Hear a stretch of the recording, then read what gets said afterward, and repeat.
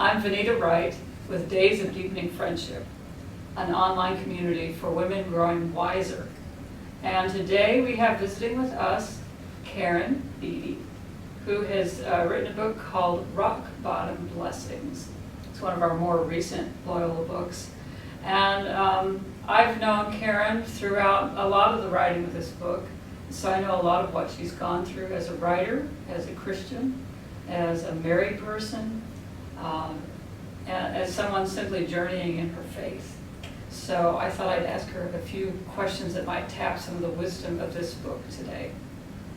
So I think my first question would be, what do you think really drove this book for you?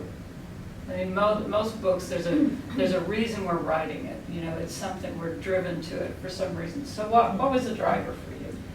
Well, in February of 2009, I lost my job, like many people, during the recession. And also during that time, my husband and I were pursuing adoption. We were trying to become licensed to become adoptive parents of an Ethiopian child to adopt from Ethiopia.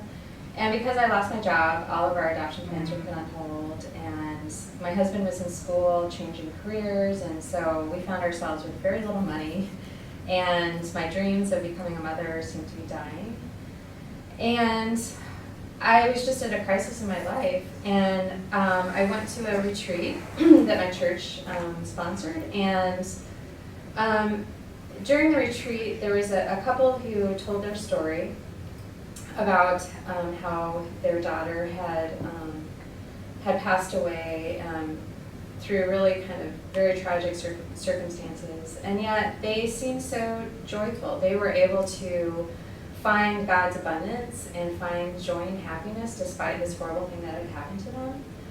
And so I just kind of saw that paradox, and I was like, how do I get what they have? Like how?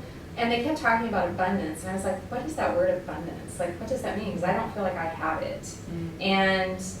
And the word, I think, gets kind of thrown around a lot in our culture, you know? Like, I think abundance is often tied to like how much material wealth we have or how much success we have. And yet, for this couple, abundance really had nothing to do with that. And so it just kind of started this journey for me of exploring what this word abundance really means and how I could find what this couple had.